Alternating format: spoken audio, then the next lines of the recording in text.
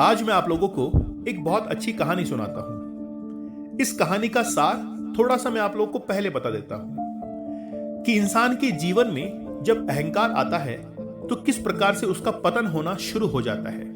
इसे एक कहानी के माध्यम से हम लोग सीखेंगे। एक बार एक राजा अपने गुरु के साथ में राज्य भ्रमण पर निकलता है।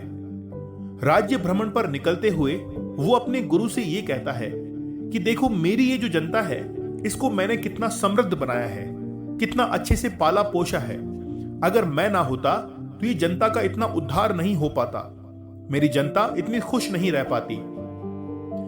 गुरु इस बात को देखकर ये समझ जाते हैं, सुनकर ये समझ जाते हैं कि मेरे शिष्य के अंदर अहंकार आ रहा है, तो क्यों ना आज इसके अहंकार का पतन किया जाए।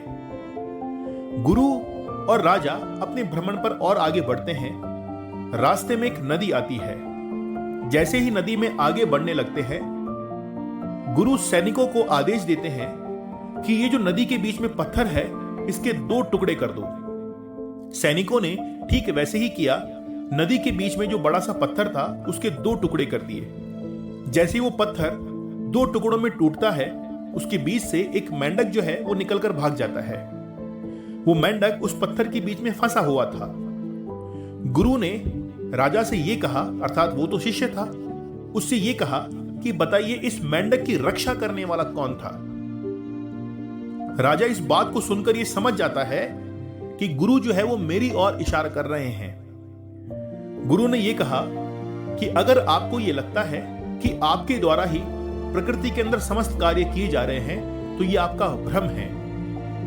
कुछ कार्य ईश्वर के द्वारा भी निर्धारित होते हैं, कुछ कार्य ईश्वर के द्वारा पूर्व निर्धारित और उनके द्वारा प्रदत्त होते हैं। इसलिए सभी कार्य आपने किए हैं। इस बात का यदि आपने अहंकार किया तो आपकी समृद्धि का, आपके जितना भी गौरव हुआ है उसका पतन होना शुरू हो जाएगा।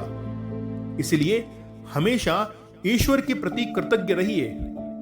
इस कहानी से हम लोग को यह शिक्षा मिलती है कि कई बार अच्छा काम करने पर मिलने वाले यश और प्रसिद्धि से लोगों के मन में अहंकार घर कर जाता है और अंततः यही उनके अपयश और दुर्गति का कारण बनता है।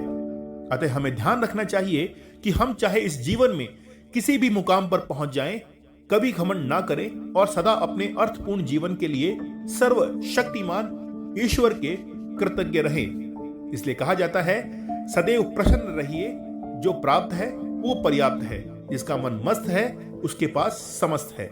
मिलते हैं अगली कहानी के अंदर। आप लोगों को ये कहानी कैसे लगी मुझे आप लोग कमेंट सेक्शन में जरूर बताइएगा।